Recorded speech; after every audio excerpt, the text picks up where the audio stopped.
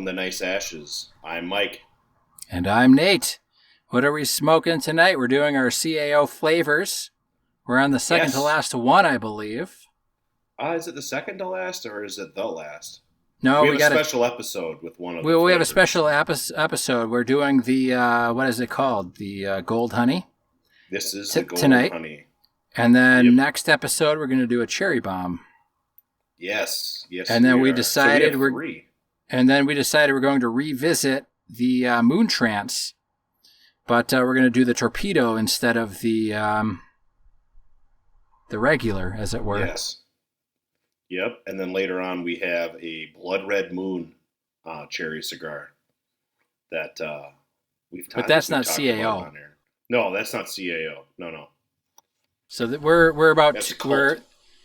this is our second to last CAO flavor we haven't tried. We're going to go back and revisit the Moon Trance at the end, just to kind of bookend it. Yeah, because the Moon Trance is the only one we've liked so far. So. Yes. I don't know, man. You're gonna have to tell me, but I'm getting kind of some bad vibes, a la Bella Vanilla off of the first few puffs here. I'm not thrilled about the tobacco quality, just up front. But to be fair, we got to give it at least an inch and a half. I am not thrilled with the quality of the cigar roll itself. It's very loose, in my opinion. And the flavor is acidic, but I am getting some honey on it. What's the, isn't the saying loose cigars sink ships or something like that? Something like that. Something very close to that, at least. Yeah. I've got a little bit of wind down here. It's 100 degrees Fahrenheit, both where Mike is and where I am. It's kind of just a hot summer day. Yes, and where I'm at, the thunder is starting. I can hear it. I'm sure that it's going on in the background for me. Okay. So. Well, just, we're smoking cigars, and we can't always be inside where everything's nice and quiet. So that's why you listen to us, because we're actually smoking these cigars when we're recording this podcast. Yes. So Gold Honey, that's what we're smoking tonight. I've got myself half of a gin and tonic left. This is my second gin and tonic of the evening. And then I've got a Natural Light Natter Days strawberry lemonade queued up for when I'm done with my gin and tonic. So you got some of those, huh? Well, my wife went on a camping trip and brought some back. And I thought, it's 100 degrees. I will drink that. But Mike and I had a little seance or powwow together. We didn't record any episodes, but we smoked a ton of cigars. And he introduced me to these Natty Light Natter Days and their strawberry lemonade flavored beer, but I would say, like the Moon Trance, very tasty. It's not overdone on the lemonade. It's a nice blend of lemonade and beer. So if you see them, don't be hating. What do you want to talk about tonight, Mike? Mike's on mute. He may be dying. Oh, he's back. I am back. I apologize about that. I had to let the third co-host inside. Yes. And she grabbed the cord for my headphones, my head jack, and ripped it off. Accidentally. She wants all the spotlight to herself. She does. She does. So, but yeah. So your wife went on a camping trip and got some. Yes.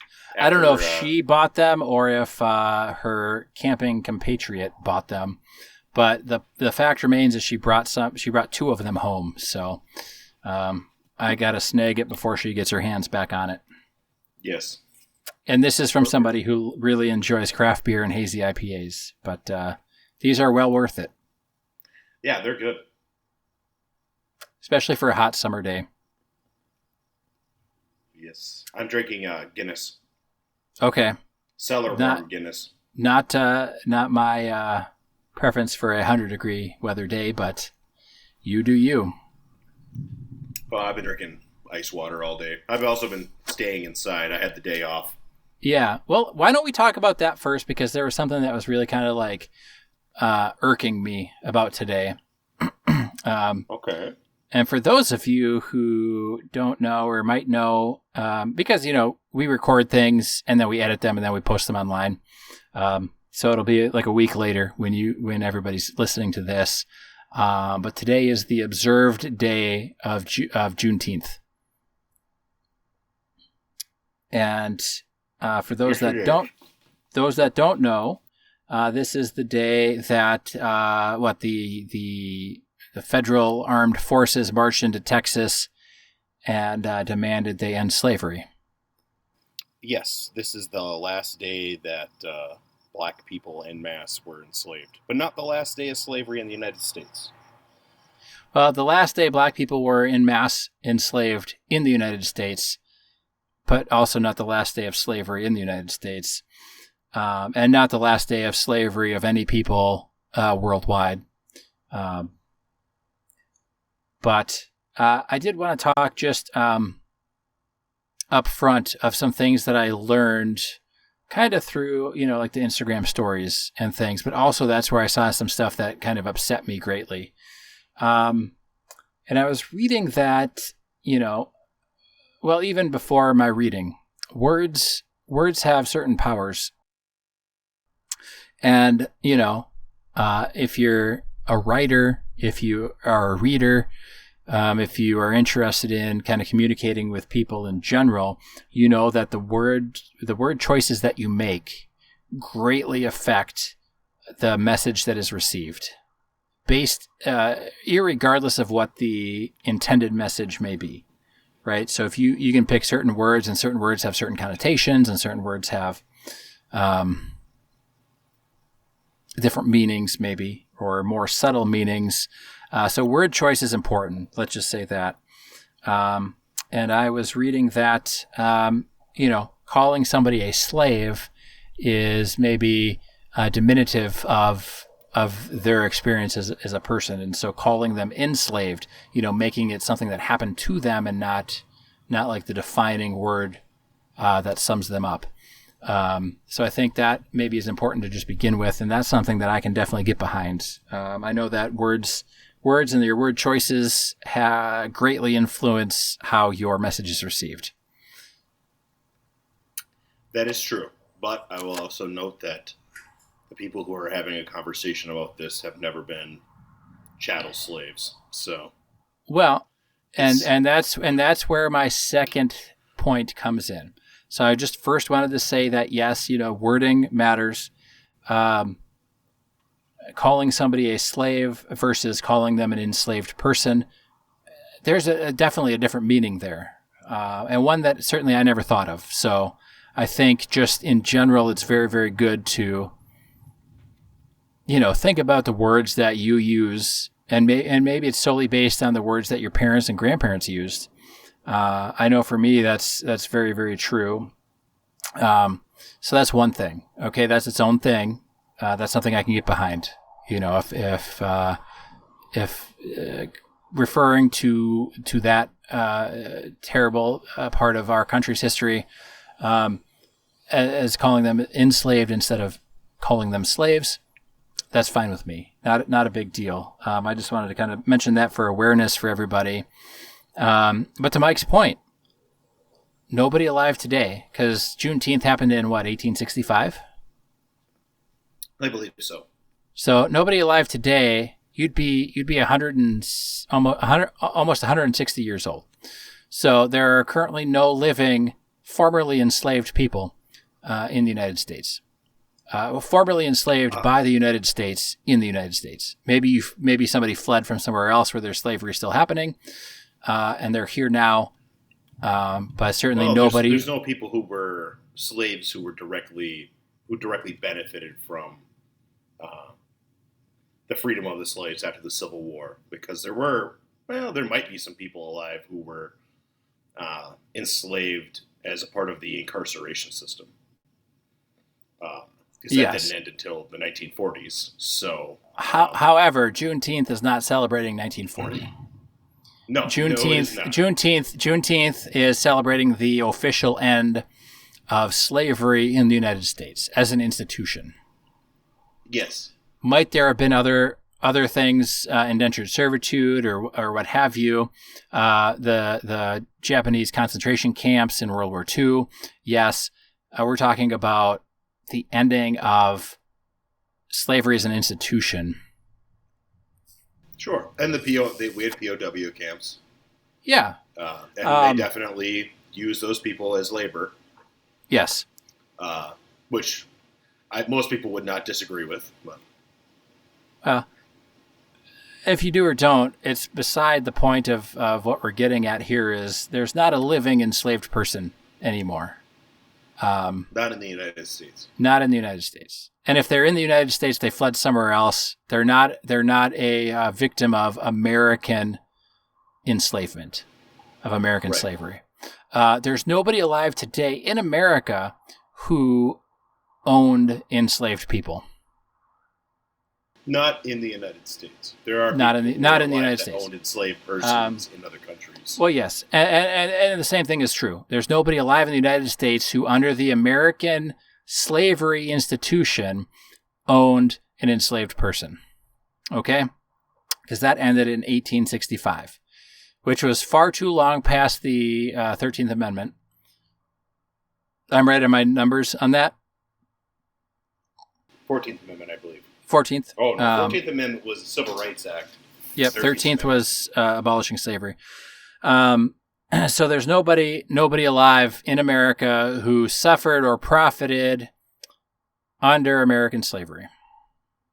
There may be heirs of rich people, but they never directly owned any enslaved people. So this brings me to my point here, and this is my thing. And also to further be clear, I did not have the day off. It's a federally recognized holiday, and I worked. Okay?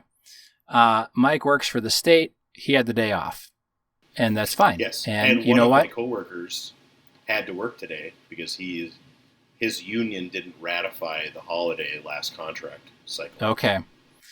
But so also on Instagram, where I also saw the, slave versus enslaved, a lot of people were posting, if you have the day off, you need to make reparations to African Americans. And I thought to myself, that is some absolute horseshit. And if I'm wrong, if I'm out of line here, let me know. But no. Okay. Somebody online posted that multiple people shared this same thing. People that if you don't have to work today, well, it's people that generally post. In my opinion, they generally post things that are more thought provoking. They're maybe a little more left leaning than most other things. They're kind of anti Elon Musk and anti Trump. But they're also anti-Biden in some senses because it's just kind of like, but sometimes they veer fairly heavy into like all white people are bad kind of thing. Well, I mean, we could have a very long discussion about that concept. It's been around for a while. Yes, that's true. But I just thought, my God, like, here we are. We're all wage slaves. Okay. I mean, most of us. We don't, what inflation was? 40-year high. I'm not even 40 years old. This is the highest it's ever been in my lifetime. 8.6%. And my increase is going to be this year. It's not going to be 8.6. I'll tell you that right up front. So it's like you slowly fall down this hill, right? Like you're clawing up this sandy hill, but inflation outpaces raises, and cost of living increases, 8 to 1, 5 to 1, year after year after year. So, right. But then they're telling me, but I didn't even have the day off, so I guess it's not me, it's you, Mike. It's all your fault. But they're telling people you have the day off. It's a federal holiday. Everybody's supposed to have it off. Everybody's supposed to have it off. But if you have it off, you have to make reparations to an African American person. Like, I never owned any enslaved people. I don't know anybody who was an enslaved person. That doesn't mean they're not out there, but math tells me that they're not. At least in America. Sure. If you want reparations, you know what? Instead of coming after my $5 or my $20, petition the government. They can shift some money from the military-industrial complex and give it to some African American people. But then that's got to be it. You can't just keep doing it. You know what I mean? Well, there are, there's the reparations argument it's been happening since before our time, obviously. But as far as I was aware, the whole concept behind quotas in hiring and, the quota system for college admissions and those sort of things were... You're talking affirmative action. Well, there's affirmative action, and then there's like various versions of it. I suppose it is all affirmative action, Yeah. But, we've discussed the hiring policies of certain organizations that I've worked for in the past, and all of them give extra credit for not being a white man, basically. And then college admissions are the same, too. And I figured all that was the reparations, right? When you create a 14-point system into which I, as a white man, can only get 11 out of 14, then that's a pretty unfair advantage for other people, assuming they have equal qualifications. Yeah. And that's, whatever. It's just the way that it is. Yeah, and that's not taking into account, generation upon generation of, enslavement, not equal rights, segregation. So I'm just trying to say, as you just said, I have never directly benefited from that. Yeah. Yes, you. I'm just saying, as you and me, and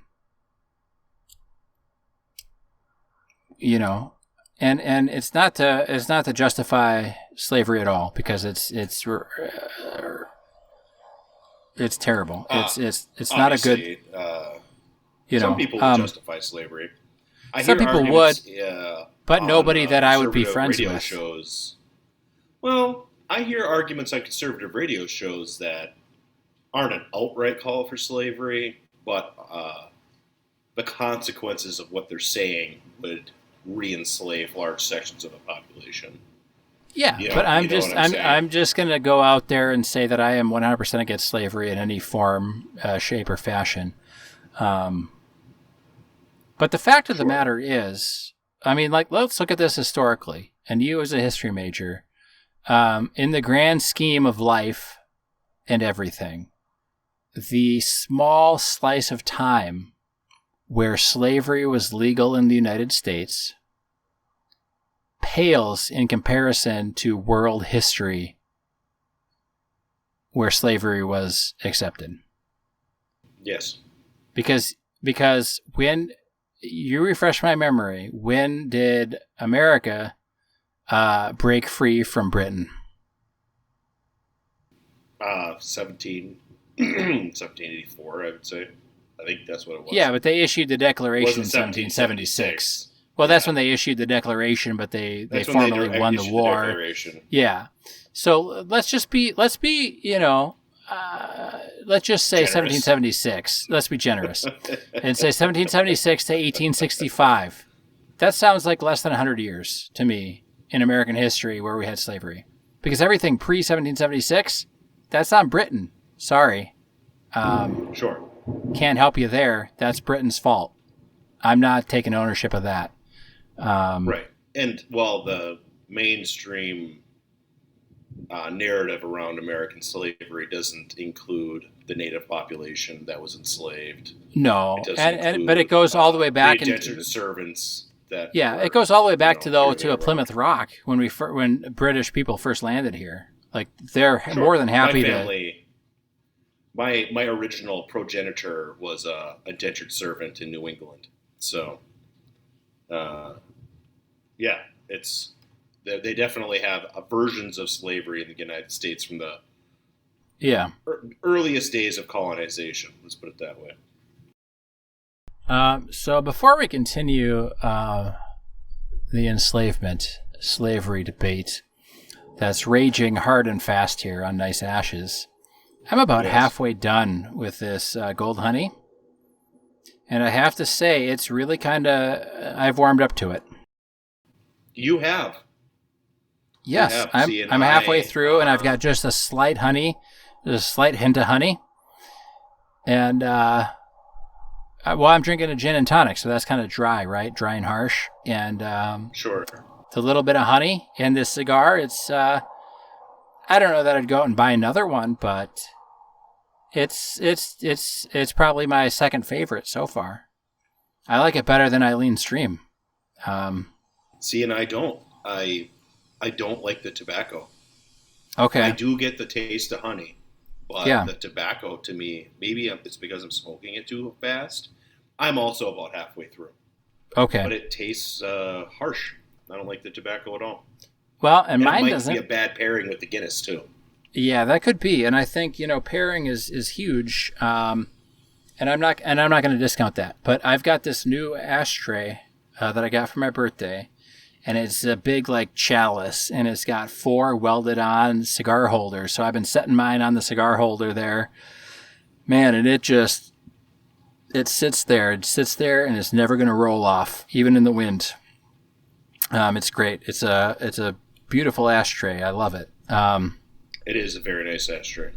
So I've been setting it on there and kind of, so I'm smoking it. I'm taking deep puffs, but I'm not smoking fast. So, nothing's tasted harsh to me. I am, almost done with my second gin and tonic for the evening. It's 100 degrees. I've been outside drinking, since 5. So, since 5 p.m. and it's 8 p.m. now. So it's about 3 hours of, good solid drinking, but it pairs well with the tonic. The tonic's a little bitter, the quinine or whatever. So, I think it's a good complement to that. I don't know if I was drinking a sweeter beer or something. I don't know if it'd be as good.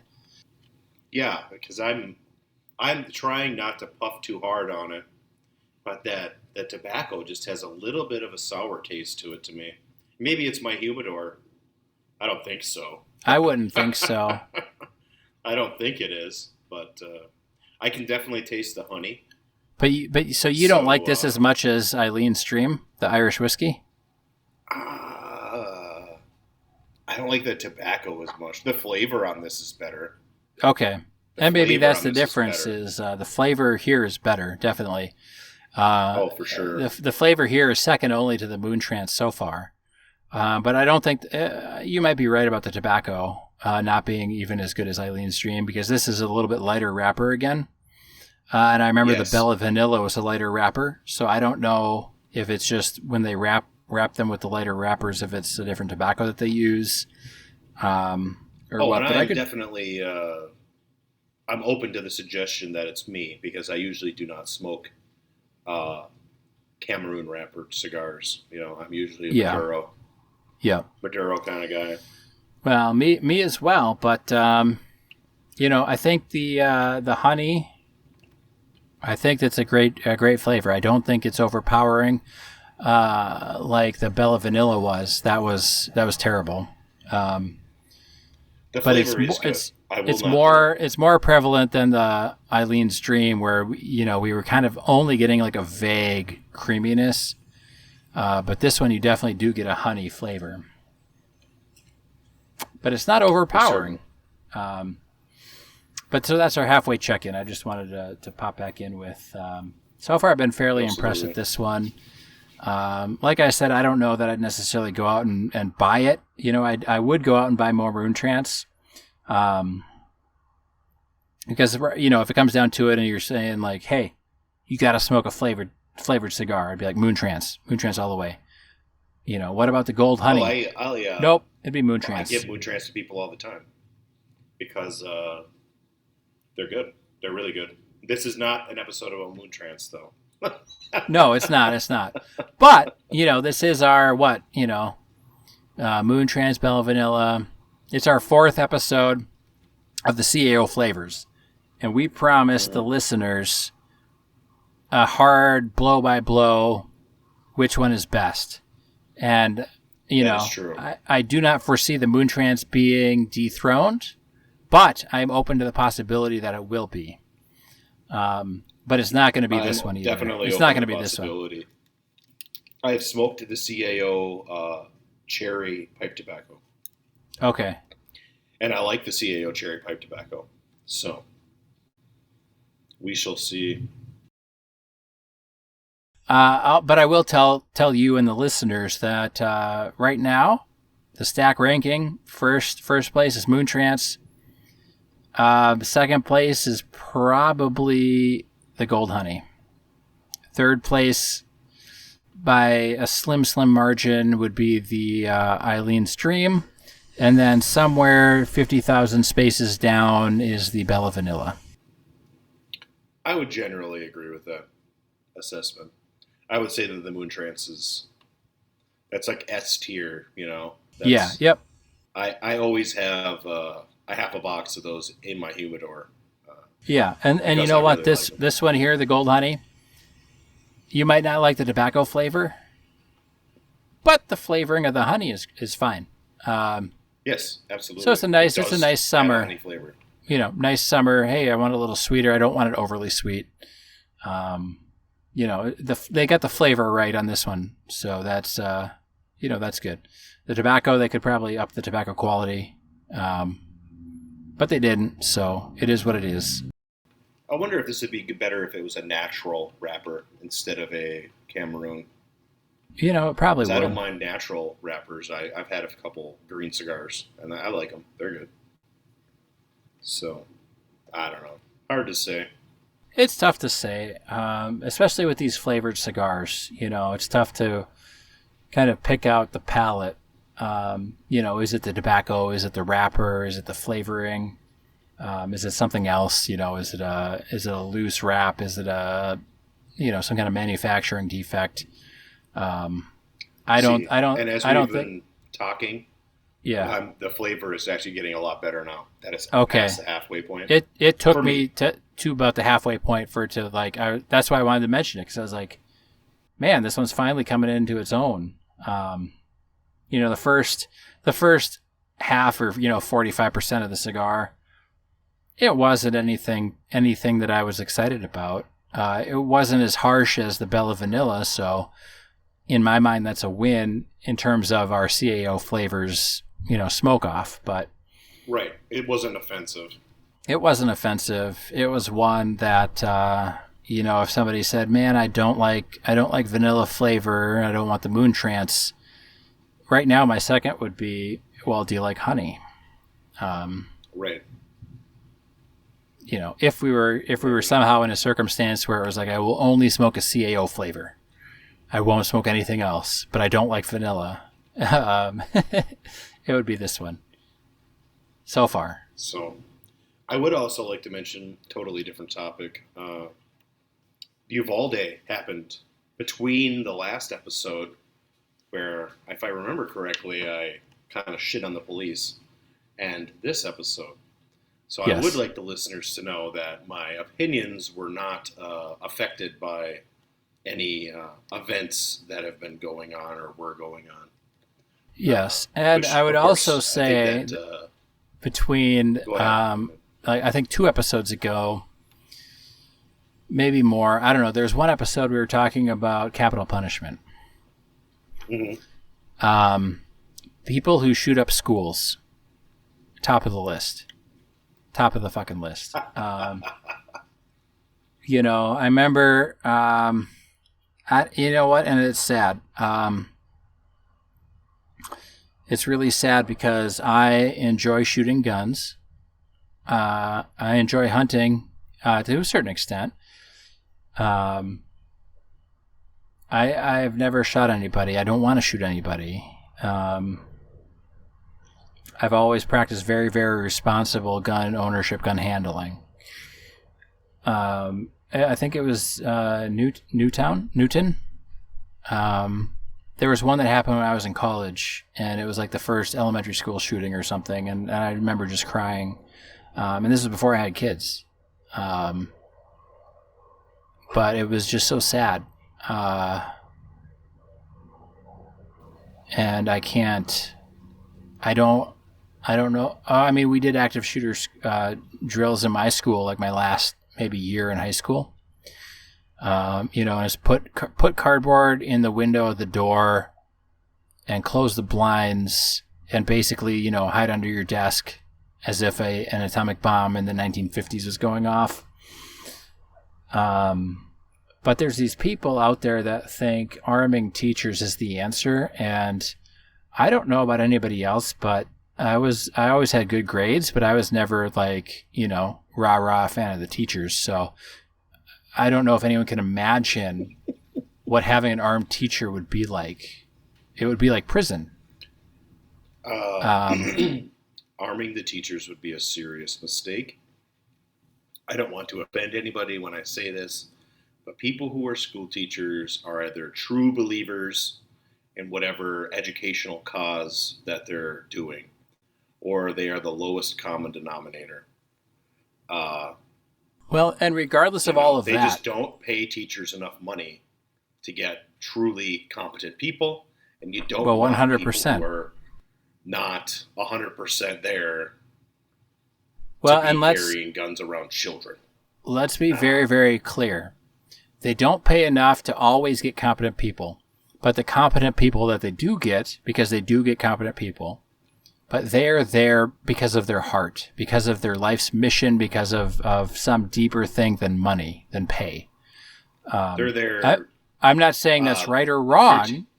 I'm not saying like a positive view. I'm going to take a negative view. They're there for their agenda. That which could be usually political or personal or whatever, That could be. And there certainly are teachers like that. And you know what? In all of my years of schooling, and I don't remember what the number is the average American gets, because, you start in kindergarten, sometimes you get pre-K. And then if you go to like a 4-year college, it's like, I don't know, 20, 18 or 20 years of schooling, right? So you get all these people. When I look back at my entire educational career, as it were, my educational indentured servitude, as it were, there's maybe if I stretch 3 teachers that I thought were really, truly excellent teachers that were there not for their political agenda, but were truly there to encourage learning, encourage kind of a positive, constructive discourse. But that's like, I mean, if you think about all of the years and all of the teachers I interacted with, they only have 3 that I could look back on and say, yep, I remember that teacher and I loved their classes. They clearly had a passion. They weren't trying to indoctrinate people. They were really trying to encourage free thought. That's pretty sad statistically. And regardless if you're a good teacher or not, you're right. They're not getting paid enough to make life and death decisions with active shooters. And I don't think any of our children anywhere should ever have to face that. The police, and they just released video this last week, the police didn't even try. They didn't even try to go into the room, into the school, in Texas. They didn't even try. That should be a surprise to no one. People that don't act, and they have the power to act and the power to save lives, and you don't. That is the utmost show of cowardice that anyone anywhere could ever possibly display. And that is, it's unforgivable in my mind. These are kids. These are elementary school children. And I made a post, or I put a post online, and I shared this meme with you, Mike. It was a picture of the Blue Lives Matter flag with the thin blue line, rah rah, and it said, "These colors don't run. and in parentheses it said into buildings where there's an active shooter. And my dad, who's like 1,000% Trump, said that's why he said everyone has the right to defend themselves, and I said not elementary school children, because they don't vote, they can't buy firearms, nor should they. That's not the point. That's not the point I'm trying to make. I just want to be clear. But then he said that's why teachers need to be armed. And that's what got me really thinking, like, man, if my gym teacher, if that guy had an open carry, or we knew he was carrying in high school, it would have been game over. Like, he would have been drill sergeant. You would have had to, like, I mean, he was the type of guy that kept the women's locker room open because his office had doors to the women's locker room and the men's locker room. He kept both doors open so he could watch everybody change, you know? But if that guy had a gun, like, Jesus, you know, like, that would have been a whole different dynamic. The people that say teachers should carry guns are also the people that lose their minds when, like, these SJW freaks try to teach about gender studies in grade schools. So, you know, they really need to think about what they're asking. Do you want the gender queer kindergarten teacher who cries when you say mean words to them to be carrying a gun to defend children when a psycho comes in? That doesn't seem like a good long-term strategy for success. And I'm not attacking the teacher. People are all different. I'm just saying that is not somebody who is going to shoot somebody else.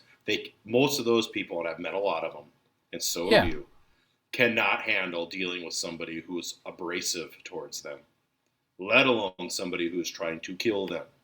Yeah, and I think to be very, very clear here is that there are terrible people. They're out there. You know, maybe you live next to one of them. Maybe they come into your store and berate you and ask to speak to the manager. But there's terrible people out there. But I think the point that we're trying to make is not that any of these terrible people are correct or should be, you know, like somehow exonerated.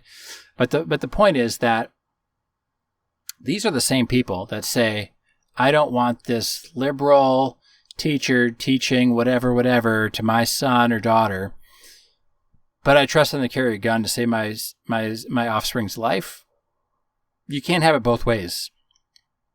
You know, like, right. Or you've got, and on the flip side, let's just say the flip side. I don't want this conservative teacher teaching my children that the founding fathers were 100% right.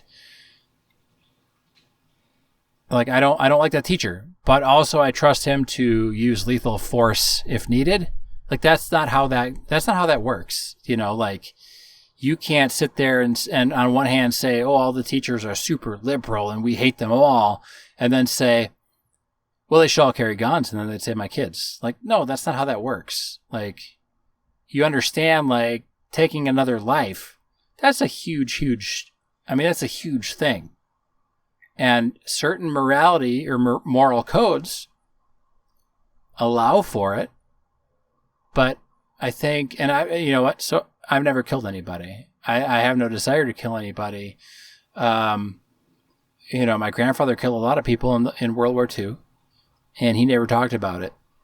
So all I can surmise in trying to flex my empathy muscle, all I can surmise is, regardless of your thoughts, if you think you're justified or not in taking a life, it's not going to prepare you for actually doing it.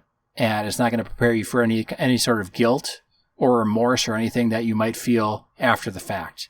Like, that's not something that you can just, you know, overwrite with whatever you think your moral code is.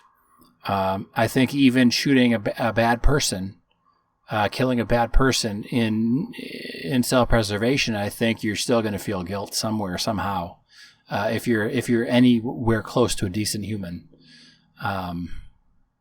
I don't know for sure. I'm just trying to think, like, you know, trying to put myself in some of those situations where it's like, you know, of course I would sit here and say, yes, of course I would storm the school and take out the shooter.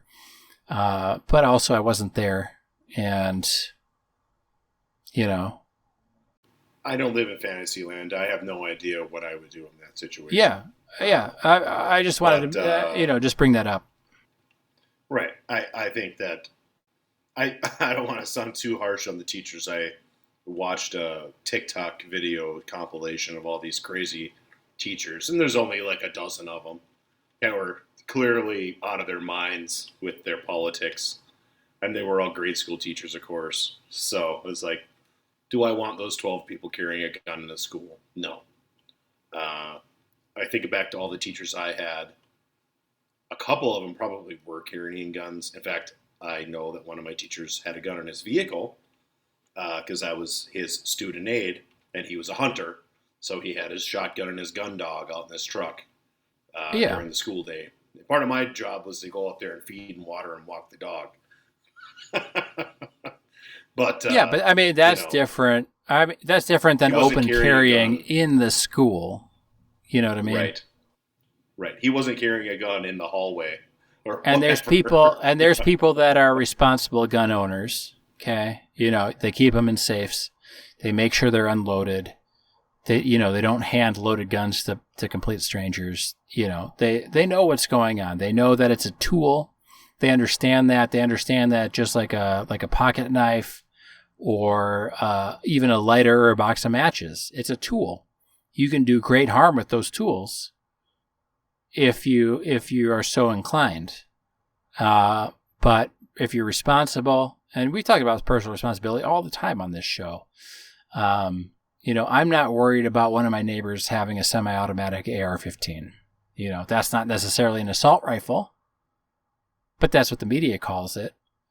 If they're responsible people. We should talk about gun control, what we think should happen, because I think we should. I think we should talk about that. I have a very firm idea of what should be done. Yeah, and that'll be next. A lot of people who are firearms enthusiasts have the same idea, because I've talked to many people about this over the years. Yeah. All of whom are pro-gun. I really don't know anybody who's anti-gun, to be honest with you. Yeah, I think there are people out there that I've interacted with that are very clearly anti-gun. I don't necessarily talk to them anymore. And I'm not going to say that they have a point. But we'll get into it more in next episode. But like I said, these school shootings, I never thought about it. I never thought about anything. Honestly, all of my school, up until high school, was all tornado drills and fire drills, right? And then 9/11 happened, and that happened live in my first period class. And that rocked my world. How did you start school that late? Mine was in second or third period. Well, maybe it was second or third period. I don't know. That was 2001, and it's 2022, oh, yeah. So it was quite a while ago. I remember because I remember that day very clearly because my dad was in Washington, D.C. at that time. Okay. So I had to get called into the principal's office, and he called the school. He had an office at the Pentagon at that time. All that jazz. So I don't think it started, but it was so after our first class in the hallway, some kids were saying, "Oh, some idiot pilot flew into a building in New York. I can't believe it. They're just a moron, And that's what we thought. And then I don't know how they heard about it, but then I went to my next class, which was social studies. And the teacher, and he was the football coach too. So he could be fairly intense. But I can't ever forget what he said to us and the way he said it and the way he looked when he said it. And he said something. Well, I don't remember exactly the words, but I remember the feeling, and just you could tell, this is 2001. So I was in my sophomore year, my sophomore year of high school, and it was you could just tell you're a young kid and you're feeling good and you're I'm almost an adult and stuff. But man, when somebody comes out and says, look, we got to watch this news thing because it's happening live. And whatever we had planned for today, it takes a second seat to what's happening here. And that's just impactful as a young kid, as a teenager, And sure. I didn't think it was real. I thought it was a hoax. for a teacher to like kind of level with you in that way, like this is something serious is happening. And remember, the only thing I heard about it was some pilot, and so I'm thinking like a little Cessna or a little 2-seater plane flew into a skyscraper in New York. Like, oh, obviously that's a mistake. Like, how dumb can you be? Like, look, it's right there. It's huge. It's a skyscraper. Like, miss it. Like, don't hit it. Don't fly that close. But then he turned on the plane, and the one tower was smoking, and we actually saw live the second plane hit. And we saw the second plane hit, and we had the same, or at least I did, the instantaneous realization that the newscasters had, because they were thinking it was a mistake or it was an error, pilot error, or somebody was drunk, under the influence. They had no idea. Like, how would you know? And then to see that second airplane hit, very clearly not a mistake. But it was a very, very impactful, awakening, end of innocence, as it were, to my childhood. Yeah. And there were other things happening. Like, I was born in 86, and that's when the Berlin Wall fell. But I was an infant, so, it doesn't matter. In Korea and some other things happened, but I was too young. And O.J. Simpson happened, but I was in elementary school. So I had no idea of what the implications either way were. But when you watch an airliner crash into a skyscraper with, thousands of people in it on live TV, that's different. Oh, sure. And school shootings. We've had school shootings in Minnesota, both justified, aka the police shooting criminals, and mass shootings. And yeah. No laws have changed here. That's for sure. And we'll talk about it again next episode, but it's not considered a mass shooting unless more than 4 people die, not including the shooter. Sure. But when it comes to schools, I don't think anyone should die, except maybe the person with the gun that's going in there to shoot kids. Not. Yeah, preferably not. I know that there was a school resource officer in Minnetonka a couple years back that shot a child having a mental health episode at that was playing basketball and after school program or something. So even somebody who's trained to carry a gun in a school is susceptible to using the gun against a child. That there's no reason for that to have happened. The child didn't have a weapon. You know what I mean? Yeah. Yep. So and that's why you can't possibly, with what you pay teachers, you can't possibly expect them to be trained to the level beyond the level of police officers, because if Texas has shown us anything, where would you ever suspect the most rah-rah, let's go shoot the bad guy police force would ever possibly be? It would be Texas, in my mind. That's the whole state's persona.